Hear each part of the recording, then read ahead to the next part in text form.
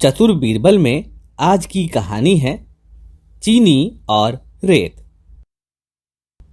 बादशाह अकबर, बीरबल और सभी मंत्रीगण हमेशा की तरह दरबार में बैठे हुए थे। सभा की कार्यवाही जारी थी।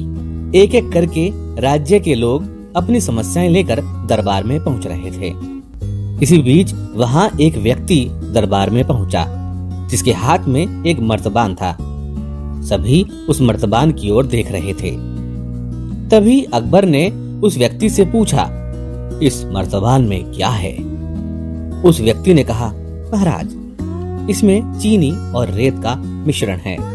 अकबर ने फिर पूछा, आखिर ऐसा किस लिए? अब उस व्यक्ति ने कहा, महाराज, मैं माफी चाहता हूँ। मैंने बीरबल की बुद्धिमत्ता के कई किस्से सुने हैं। मैं उनकी परीक्षा लेना चाहता हूँ। मैं यह जानना चाहता हूँ कि बीरबल इस रेत में से बिना पानी का इस्तेमाल किए चीनी का एक एक दाना अलग कर दें। अब सभी हैरानी से टकटकी लगाए बीरबल की ओर देखने लगे। अब अकबर ने बीरबल की ओर देखा और कहा, बीरबल, अब तुम कैसे इस व्यक्ति के सामने अपनी बुद्धिमानी का परिचय दोगे? बीरबल ने मुस्कुराते हुए कहा, महाराज, हो जाएगा। यह काम तो मैं चुटकियों में कर सकता हूँ। अब सभी लोग हैरान थे कि बीरबल ऐसा क्या करेंगे कि रेत से चीनी अलग हो जाएगी। तभी बीरबल उठे और उस मर्तबान को लेकर महल में मौजूद बगीचे की ओर बढ़ चले। उनके पीछे वह व्यक्ति भी था। अब बीरबल बगीचे में एक आम के पेड़ के नीचे पहुंचे। अब वह मर्तबान में मौजूद रेत और चीनी के मिश्रण को आम के पेड़ के चारों तरफ फैलाने लगे। तभी उस व्यक्ति ने पूछा, अरे यह क्या कर रहे हो? इस पर बीरबल ने कहा, ये आपको कल पता चलेगा। इसके बाद दोनों महल में वापस आ गए। अब सभी को कल सुबह का इंतजार था। अगली सुबह जब दरबार लगा तो अकबर और सारे मंत्री एक साथ बगीचे में पहुंचे।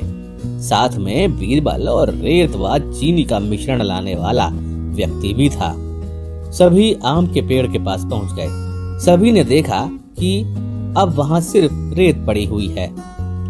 दरअसल रेत में मौजूद चीनी को चींटियों ने निकालकर अपने बिल में इकट्ठा कर लिया था और बची खुची चीनी को कुछ चींटियां उठाकर अपने बिल में ले जा रही थीं। इस पर उस व्यक्ति ने पूछा, चीनी कहाँ गई?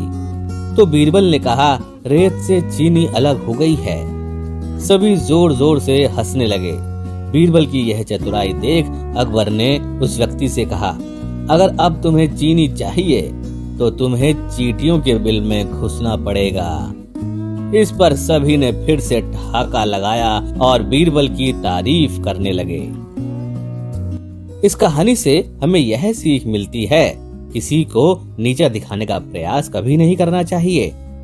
यह आपके लिए भी हानिकारक हो सकता है।